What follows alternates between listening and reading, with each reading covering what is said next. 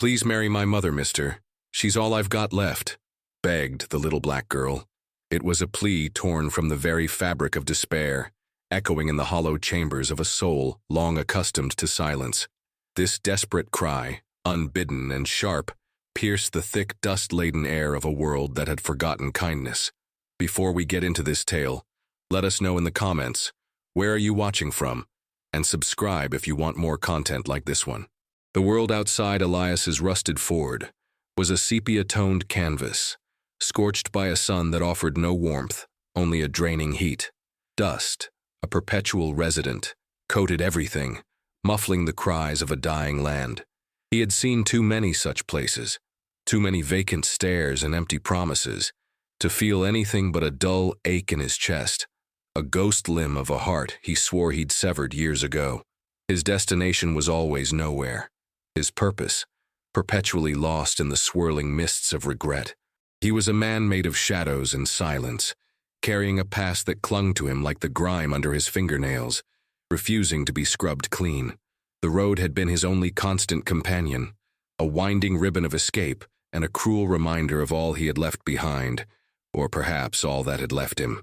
He'd stopped for water, a miserly trickle from a communal pump that served the skeletal remnants of what was once a bustling town. The air thrummed with a quiet tension, the kind that precedes a storm, or perhaps the kind that settles after one has already ravaged everything. It was a place where hope had not just withered, but had been actively, violently ripped from the earth. As he filled his dented canteen, a small, timid figure emerged from the oppressive heat shimmer, a girl no older than 7, her dark skin a stark contrast to the bleached landscape. Her eyes, wide and luminous, held a wisdom that no child should possess, a profound understanding of scarcity and fear. Her dress, patched and faded, hung loosely on her thin frame, a testament to enduring hardship. She approached him with the hesitant courage of a cornered animal, her small hand clutching a threadbare doll. He watched her, unmoving, his gaze impassive, a fortress built of indifference. The sun beat down, turning the dust into a shimmering haze, blurring the edges of a reality he wished he could simply drive away from. He had learned long ago that engagement only led to entanglement, and entanglement to pain. He preferred the clean, sharp cut of solitude, yet her small, trembling voice, barely a whisper against the vast silence, cut through his defenses like a shard of glass. It carried a weight that belied her tender years, a desperate plea that resonated with an ancient, forgotten sorrow. "Please," she began, her voice cracking, "please marry my mother, mister. She's all I've got left." The words hung in the air, a fragile, desperate offering, shattering the carefully constructed quietude of his world. He had faced down men with guns, stared into the abyss of his own failures, but this innocent, raw request from a child, was a weapon he had no defense against. A tremor, imperceptible to anyone but himself, ran through him. The audacity of the plea was breathtaking, a moment suspended in the stifling heat where time itself seemed to buckle under the sheer weight of her innocent desperation. Elias felt a familiar tightening in his chest, a ghost echo of the life he'd tried to bury beneath miles of desolate road and years of willful forgetting. He didn't offer comfort. He offered nothing. His silence was a shield, a wall he had meticulously constructed around himself, brick by brick, from the rubble of past mistakes. He simply stared, his eyes, dark pools of unreadable emotion, reflecting the child's unwavering gaze. She did not flinch, did not retreat, her small frame radiating a fierce primal resolve. It was the kind of resolve born not of strength, but of utter, absolute vulnerability, a last, desperate gamble in a game where all the chips were stacked against her. Finally, a low, guttural sigh escaped him, a sound of weary resignation more than acknowledgement. He nodded, a barely perceptible dip of his head towards a dilapidated shack that stood apart from the other skeletal structures, its porch sagging like an old man's shoulders. "Your mother?" he rasped, his voice rough, unused to conversation, especially one so laced with such profound, unasked-for responsibility. The girl, whose name he still didn't know, pointed with a trembling finger, her eyes still fixed on him, as if he were the last beacon in a darkening world. He followed her, his boots kicking up clouds of fine dust, each step a reluctant commitment to a path he had no desire to tread. The shack exuded an aura of quiet decay. The wood splintered, the window panes either broken or boarded up. It was a home clinging to existence by the thinnest of threads, much like its inhabitants. Inside, the air was cooler, but heavy with the scent of damp earth and stale desperation. A woman sat hunched on a rickety chair, her back to them, her body language radiating exhaustion. Her hair, the same dark hue as the child's, was pulled back in a severe knot, revealing a delicate neck. Sarah. That was the name he'd gleaned from a faded hand-drawn sign tacked crookedly to the doorframe. She stirred, slowly turning her head, and her eyes, when they met his, were pools of weary resignation, mirroring the child's, but with an added layer of profound, adult sorrow. There was no surprise, only a bone-deep weariness that suggested she had long ago ceased to be surprised by the cruelties of the world.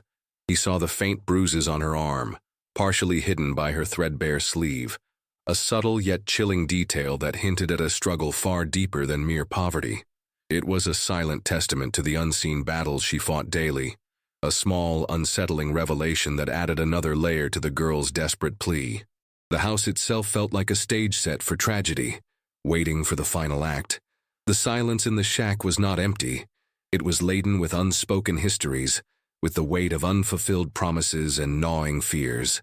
Elias felt it pressed down on him, a heavy shroud. He didn't speak, not yet. Words were clumsy tools, easily misconstrued, often betraying more than they revealed.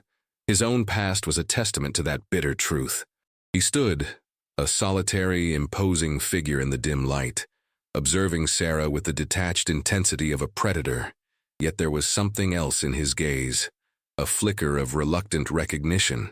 He saw in her eyes a familiar strain, a battle against forces unseen but deeply felt. It was a mirror reflecting a portion of his own struggle, a ghost of a life he had once inhabited before it shattered into a million irreparable pieces. A sudden sharp memory, unbidden and unwelcome, sliced through his carefully constructed composure. The scent of ozone, the metallic tang of blood in the air, the guttural screams that tore through the night. A lifetime ago, or so it felt, though the scar on his forearm still throbbed with the phantom pain of it. He saw the flickering gas lamps of a bustling tavern, the cacophony of drunken laughter and clinking glasses, abruptly silenced by the thunderous crash of a fallen beam. The screams. Always the screams. He remembered the desperate faces contorted in terror as the flames licked at the ancient timber, consuming everything in their ravenous maw. He had been there, in the thick of it, not as a hero, but as a survivor, emerging from the inferno with soot-stained hands and a heart that felt as cold and brittle as the charred remains of the building. He had tried to help, he truly had, but the inferno was too swift, too cruel. He remembered the hand he couldn't reach, the voice he couldn't answer, swallowed by the roaring beast of the fire. The guilt, a persistent phantom limb, had never truly healed. It was a shadow that trailed him, lengthening with every mile he put between himself and that burning night. It was the secret language of his solitude, the reason he kept his distance, the heavy burden that made even the simplest human connection feel like a perilous precipice. He hadn't been a bad man, not then. Just a man caught in the wrong place at the wrong time, making a series of small, regrettable choices that compounded into a monstrous consequence. He had seen the terror in their eyes, the accusations in the faces of those he couldn't save. And so he had fled, leaving behind not only the smoldering ruins but also the last vestiges of the man he once was. He fled the whispers, the pointed fingers, the weight of a blame that, whether justly or unjustly assigned, felt irrevocably his own. The road was a penance, the solitude a self-imposed prison. He had built his world on avoidance, on the grim understanding that to care was to eventually hurt, to connect was to eventually lose. He had sworn never to be responsible for another's fate again. Yet here he was, confronted by a child's desperate plea, a plea that threatened to unravel the very foundation of his solitary existence. The dust in the shack seemed to shimmer with the ghosts of his past, mocking his resolve. The fragile moment in the shack was abruptly shattered by the thunder of heavy boots on the porch, a crude, violent punctuation mark on the quiet desperation within. Elias's head snapped towards the door, his hand instinctively going to the worn leather holster beneath his worn jacket. His movements were fluid, precise, the reflexes of a man who had lived too long on the razor's edge. The little girl, whose name he still didn't know, instinctively pressed herself against her mother's skirt, her small body trembling. Sarah flinched, a low gasp escaping her lips, her eyes widening with a fear that Elias recognized immediately. The fear of the hunted. It was the same fear he had seen in the faces of those who had lost everything, the same fear he sometimes caught a glimpse of in his own reflection. The door, already damaged, was kicked inward with a splintering crash, hanging precariously from one hinge. Framed in the blinding sunlight stood a man, a towering brute of a figure named Silas, his bulk filling the doorway like an impending storm. He was the quintessential local bully, a self-appointed authority in this forgotten corner of the world, a man whose power stemmed from the collective fear of the impoverished and the desperate. His face was a ruddy mask of petty tyranny, his small, cruel eyes glinting with malicious amusement. Two equally brutish companions, their faces etched with dull obedience, flanked him, casting long, menacing shadows across the shack's dusty floor. Silas wore a stained, ill-fitting uniform that vaguely resembled that of a county sheriff, though Elias knew, with a cold certainty, that it was nothing more than a cheap imitation, a prop for his self-serving cruelty. He was a wolf in sheep's clothing, if the sheep were already half-starved and too weak to resist. "Well, well, Sarah," Silas drawled, his voice a gravelly rumble, thick with contempt and thinly veiled menace. He stepped into the shack, his heavy boots crunching on the fallen debris, each step an assertion of his undisputed dominion. His gaze swept over Elias, lingering for a moment with an almost casual disdain, before settling back on Sarah, a predatory gleam in his eyes. "Thought we had an understanding, didn't we, girl? Rent's due. Been due for weeks, and my patience, it's run thin." His words were slow, deliberate, designed to inflict maximum terror. He watched Sarah squirm, enjoying her visible discomfort, her fear a palpable scent in the small room. He was a caricature of local oppression, a grotesque manifestation of the societal biases and conflicts that plagued this desolate land. His presence was a stark, undeniable reminder of the harsh realities that trapped Sarah and Lily in this brutal existence. Sarah, her voice a strained whisper, managed to respond, I'm trying, Silas. There's been no work." Her words trailed off, lost in the suffocating weight of his oppressive presence. Elias felt a coil tighten in his gut.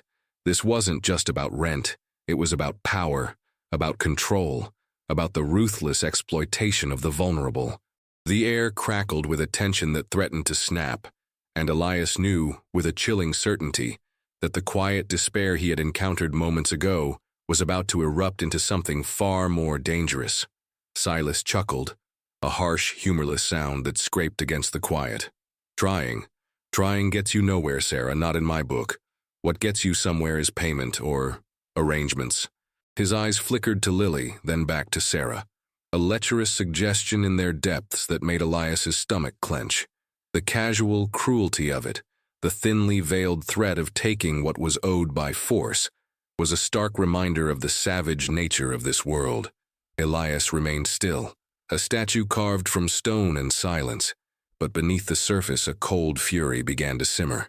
He had witnessed such abuses before, in countless forgotten towns, but rarely had it been so brazen, so openly predatory.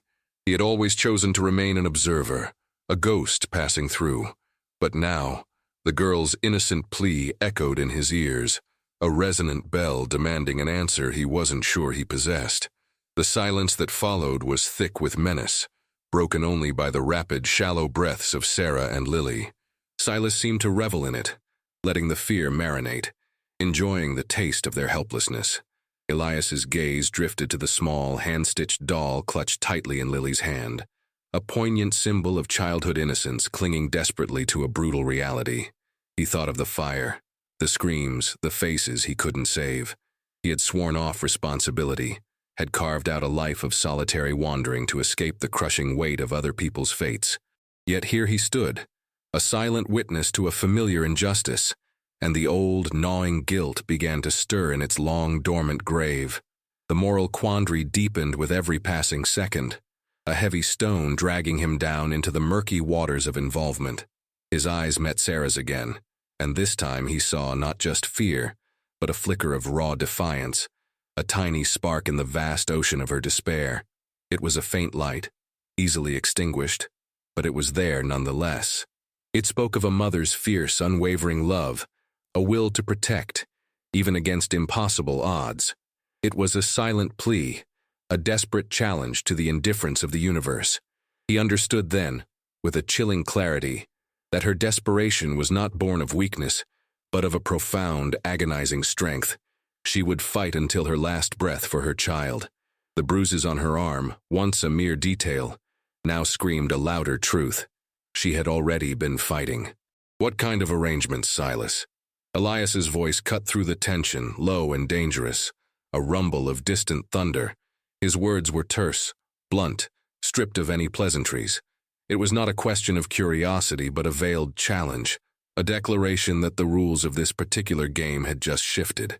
Silas's eyes narrowed, surprised by the unexpected intervention, the casual stranger suddenly becoming a formidable presence. He hadn't accounted for this drifter, this man whose quiet intensity radiated a dangerous calm. The air in the shack thickened, a palpable energy crackling between the two men, a silent battle of wills about to erupt.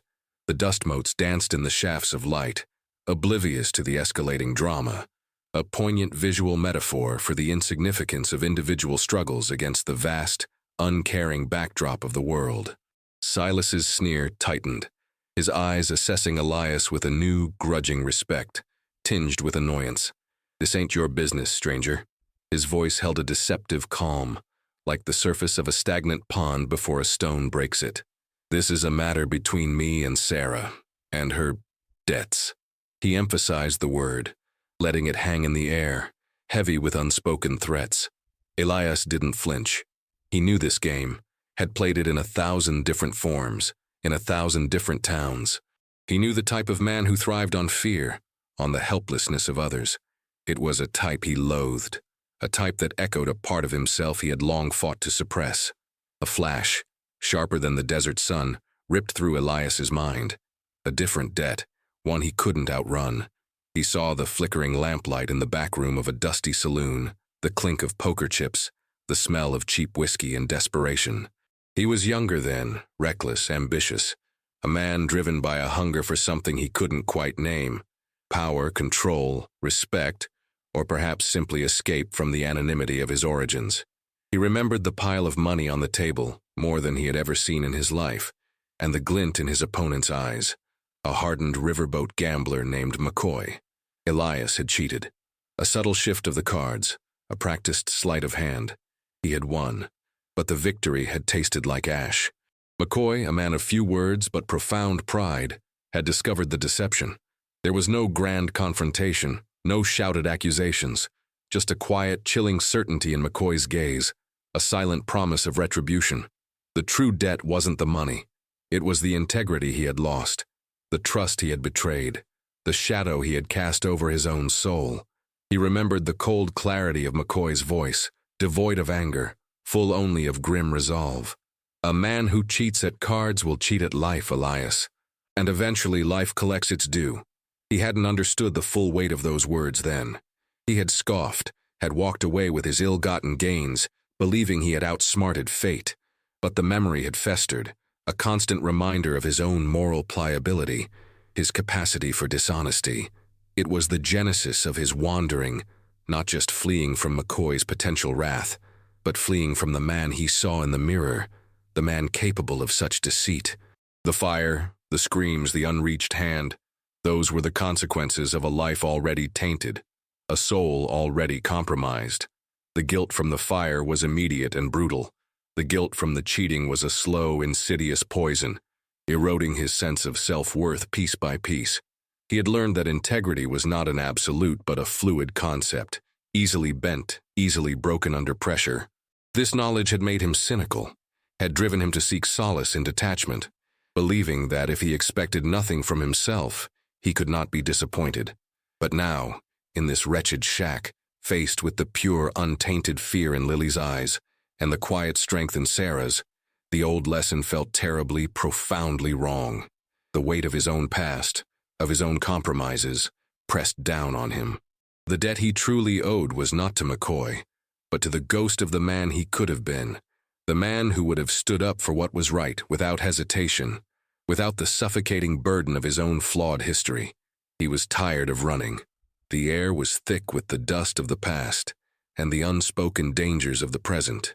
Elias felt the familiar inclination to retreat, to melt back into the anonymity of the road, but the small, trembling form of Lily next to her mother and Sarah's defiant gaze held him rooted to the spot. The ghosts of his past, the burning building, the accusing eyes, the cold, knowing stare of McCoy were no longer distant echoes. They were pressing in, demanding an accounting. He had lived a life of evasion, a master of disappearing acts, but he saw now that running was merely another form of surrender. The true debt, the one McCoy had spoken of, was not a sum of money, but a reckoning of the soul. "She's not alone," Elias stated, his voice a low growl, devoid of inflection, yet resonating with an undeniable authority. It was not a question nor an appeal.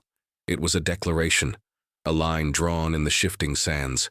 His hand remained casually near the holster, an unspoken promise of violence if necessary, a silent testament to the dangerous man he was and the dangerous man he had once been. Silas, for all his bluster, recognized the shift. The drifter, previously a minor annoyance, had transformed into an immovable obstacle, a force that demanded respect, or at least caution. The petty tyrant's face contorted, a mixture of surprise and simmering rage. He was not used to being challenged, especially not in his own domain. His two companions shifted uncomfortably, sensing the sudden, palpable shift in the power dynamic. The air crackled with anticipation, a heavy silence pregnant with impending confrontation.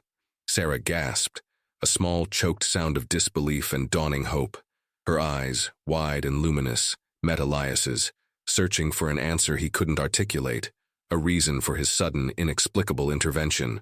He offered nothing, no reassuring glance, no comforting word. His decision was not born of altruism, not yet, but from a deeper, more profound weariness of his own self-imposed exile. He had seen too much pain, caused too much, and the thought of simply walking away, leaving Lily and Sarah to the mercies of a man like Silas, felt like another scar he could not afford to bear. This was not redemption, not truly. It was simply the refusal to add another layer of complicity to an already burdened soul.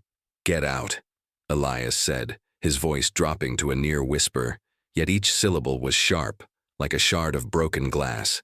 It was a command, cold and absolute. Silas's face flushed, his pride wounded, but he hesitated. He weighed the sudden, unexpected opposition against his ingrained sense of entitlement. He saw the stark, unwavering resolve in Elias's eyes, a glint of something dangerous, something he rarely encountered in the cowed faces of the townspeople. The fight drained from his features, replaced by a sullen resentment. He was a bully, not a fool. There was a silent acknowledgement that this was not a battle he was prepared to win, not against a man like this. The tension, stretched taut, began to fray. The pivotal emotional climax was not yet here, but the path towards it had been irrevocably set. Elias had chosen, not for them, but for himself, to finally stop running. Silas, his face a mask of thwarted malice, slowly backed away, his eyes never leaving Elias. The retreat was grudging, a bitter pill forced down his throat. His two loutish companions, sensing their leader's unexpected capitulation, shuffled awkwardly, their bravado evaporating like mist in the harsh sun. Silas spat on the floor, a final petty act of defiance, and then with a curt wordless gesture, motioned his men out. The door, still hanging crookedly, swayed with their clumsy exit, casting a brief, fleeting shadow across the shack's threshold. The heavy thud of their retreating boots faded into the oppressive quiet, leaving behind an unsettling void, a silence that felt heavier than the threat itself. Elias did not relax. The immediate danger had passed, but the tension lingered, a coiled serpent ready to strike. He had merely delayed the inevitable, perhaps. Men like Silas did not easily forget slights, nor did they abandon their prey. This was merely the first skirmish in a war he had unwillingly entered. Sarah stood frozen, her eyes wide, still processing the sudden dramatic shift. Lily, sensing the departure of the immediate threat, slowly loosened her grip on her mother's skirt, her small face etched with a mixture of fear and bewildered relief. The air, though no longer charged with immediate aggression, still hummed with the aftershocks of the confrontation. The dust motes caught in the slivers of sunlight danced like restless spirits, a visual metaphor for the lingering unease. "You didn't have to do that," Sarah finally whispered, her voice fragile, almost accusatory. There was a complex mix of gratitude and suspicion in her tone, a woman long accustomed to disappointment and betrayal, wary of sudden acts of unsolicited kindness. She saw a flicker of something in his eyes, something beyond mere defiance, something that spoke of a deep-seated weariness, a burden carried for too long. He remained silent, offering no explanation, no justification for his actions. What words could convey the confluence of guilt, shame, and a desperate, inarticulate yearning for a measure of peace that had driven him? What explanation could he offer for a life built on a foundation of compromise and regret? He merely turned, his gaze sweeping over the dilapidated shack, assessing its vulnerabilities. He saw the gaping holes in the roof, the broken window, the flimsy lock on the door. He saw the stark reality of their existence, the razor-thin margin between survival and utter destitution. The fight with Silas was only a symptom of a deeper, more pervasive illness. His gaze lingered on Lily, her innocent eyes still watching him with an almost unnerving intensity, a silent question in their depths. Her earlier plea, "Please marry my mother, mister. She's all I've got left," echoed in his mind. No longer an absurd request, but a poignant, desperate cry for protection in a world devoid of it. The confrontation had solidified something within him, a reluctant commitment, born not of grand heroism, but of a quiet, profound exhaustion with his own detachment. The path forward was fraught with peril, but turning back, he realized, was no longer an option he could stomach. The days that followed were a blur of quiet, grinding labor. Elias, the solitary wanderer, found himself driven by an unfamiliar urgency, a silent, unspoken promise to two fragile lives. He repaired the roof, patched the broken window, reinforced the flimsy door. His hands, accustomed to the smooth steel of a pistol and the worn leather of a steering wheel, now wielded hammers and saws, working with a grim determination. He said little, his actions speaking volumes. Sarah watched him, a cautious hope dawning in her eyes, mixed with a persistent, nagging suspicion. Lily, however, clung to him with the unshakable faith of a child, her small presence a constant, gentle reminder of the weight of his unexpected responsibility. He found himself responding not with words, but with small, almost imperceptible gestures, a nod, a rare, fleeting glance, a shared silence that spoke more than dialogue ever could. The quiet, however, was a deceptive veil. Elias knew Silas would return. It was not a matter of if, but when and with what renewed force. The air itself felt heavy with the unspoken threat, a suffocating humidity before a torrential downpour. He moved with a heightened sense of awareness, his senses honed, perpetually listening for the telltale rumble of a distant engine, the snap of a twig underfoot. He was preparing, not just the shack, but himself, for the inevitable reckoning. The moral ambiguity that had defined his life now sharpened into a stark choice, to protect or to abandon. The echoes of the burning building, the accusing eyes, the cold words of McCoy, all converged into a single, piercing truth. He could not outrun his past, but he could perhaps forge a different future, not for absolution, but for a semblance of peace. The climax arrived with the setting sun, painting the sky in fiery hues of orange and violent red, a dramatic backdrop to the unfolding tragedy. A battered truck, Silas's truck, rumbled into view, kicking up a colossal dust cloud that obscured the last vestiges of daylight. This time, he wasn't alone. 3 other men, grim-faced and heavily armed, emerged from the vehicle, their silhouettes stark against the dying light. Silas's voice, a triumphant roar, shattered the twilight. "Thought you could hide, did you, Sarah? Thought your little drifter friend could save you?" His malice was palpable, thick in the air like the dust. Elias stepped out onto the porch, a lone figure against the encroaching darkness. He didn't draw his weapon immediately, he simply stood, his presence a challenge. Sarah, clutching Lily, remained inside, her face a pale mask of terror. The world shrank to this single desperate confrontation. "Leave them be, Silas." Elias's voice was low, resonating with a dangerous calm. "Your fight's with me." It was a moment of profound truth, a self-sacrificial act born not of heroism, but of a deeply flawed man finally embracing a responsibility he had long evaded. The tension reached its breaking point. Silas laughed, a chilling, triumphant sound. "Oh, it is it? Then let's settle it, stranger." The metallic click of a rifle being cocked sliced through the evening air, signaling the imminent eruption of violence. Elias knew, with a terrible certainty, that this would be his crucible, the place where his past would finally meet his present, and where his fate, and theirs, would be decided. The first shot splintered the doorframe behind Elias, a brutal reminder of the raw, deadly intent. He didn't flinch. His eyes, cold and focused, narrowed on Silas and his men, calculating angles, anticipating movements. This was a dance he knew intimately, a grim ballet of survival and deadly precision. He moved, not with the reckless abandon of youth, but with the controlled, economical grace of a seasoned survivor. His own pistol cleared its holster in a blur, a whisper of steel against leather. The roar of gunfire filled the small clearing, shattering the evening's fragile peace. Dust, disturbed by the rapid movements and the concussive force of the shots, swirled around them, obscuring figures, turning the brutal confrontation into a hazy, dreamlike struggle. Elias fought with a desperate efficiency, each action precise, aimed at incapacitating, not necessarily killing. He had seen too much death, caused too much. This fight was not for vengeance but for protection, for the preservation of a fragile hope. He moved through the chaos, a phantom in the dust, taking advantage of the fading light and the element of surprise. One of Silas's men went down with a grunt, another stumbled back, clutching his arm. The sounds of struggle, the shouts, the curses, were muffled by the pervasive dust and the ringing in Elias's ears. He could hear Lily's muffled cries from inside the shack, a sound that spurred him on, sharpening his resolve. This was for them. This was the burden he had perhaps always been meant to carry, a final brutal atonement for a lifetime of turning away. Silas, enraged by the unexpected resistance, charged, a hulking shadow brandishing a crude club. His face was contorted with fury, a grotesque mask of petty power finally pushed to its breaking point.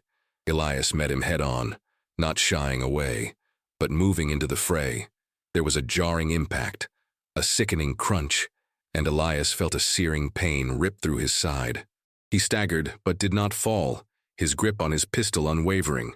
With a surge of adrenaline, he lashed out, striking Silas with a desperate, crushing blow. The bully stumbled back, momentarily stunned, and in that fleeting moment, Elias acted. He disarmed Silas, sending the club clattering into the dust, and then with a final, decisive movement, he drove his fist into the man's jaw. Silas collapsed, a heap of defeated malice, sprawling in the dust like a discarded puppet.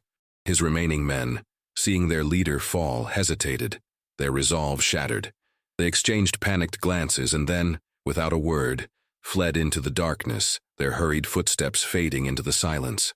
The clearing fell quiet once more, save for Elias's ragged breathing and the distant, almost imagined sounds of the desert night. The dust slowly began to settle, revealing the aftermath, a broken club, a scattered hat, the prone form of Silas. Elias stood over him, his body aching, his side throbbing with pain, but his eyes were clear, free of the haunted look they had carried for so long. He had fought, and he had won, not for himself, but for the quiet strength of a woman and the innocent plea of a child. Sarah emerged from the shack, Lily clinging to her, her eyes wide with fear and a profound, wordless understanding.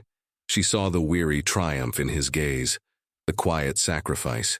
He was still a flawed man, scarred by his past, but in this moment under the vast, uncaring sky, he had found a measure of peace, a fragile, hard-won hope.